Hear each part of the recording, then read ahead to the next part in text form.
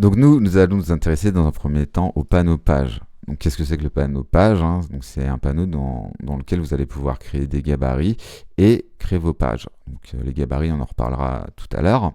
Donc ici, donc une page, on va dire que c'est l'endroit où vous allez pouvoir placer tous vos éléments de design, texte, images, graphiques. Pensez-y un peu comme une feuille blanche sur laquelle vous allez composer votre mise en page.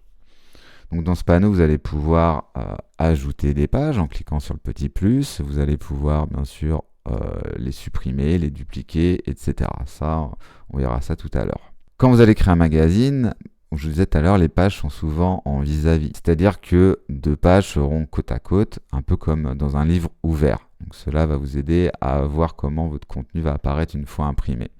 Donc c'est la petite option qu'on a cochée tout à l'heure.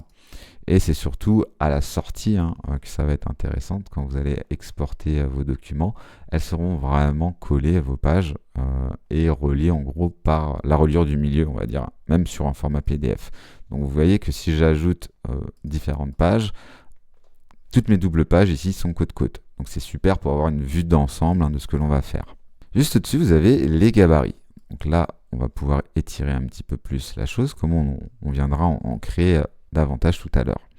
Donc ici, les gabarits, ou appelés aussi modèles de page, on va dire que c'est des outils assez puissants quand même pour créer des mises en page cohérentes dans un document à plusieurs pages, puisque ça va vous permettre de définir une mise en page type, donc comme un modèle, que vous pourrez appliquer automatiquement à plusieurs pages.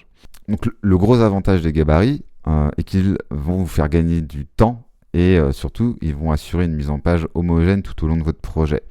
Donc si vous décidez de changer quelque chose, par exemple l'emplacement du numéro de page qui était, on va dire, en bas à gauche, eh bien vous allez pouvoir le modifier directement dans votre gabarit et toutes les pages qui utilisent ce gabarit se mettront automatiquement à jour. Donc c'est-à-dire que si vous le voulez à un moment à droite, votre numéro de page, on aura juste à le modifier dans le gabarit et toutes les pages de votre document seront modifiées automatiquement. Donc durant cette formation, nous allons bien évidemment voir comment créer plusieurs gabarits afin de gagner un temps fou lors de la mise en page de notre magazine.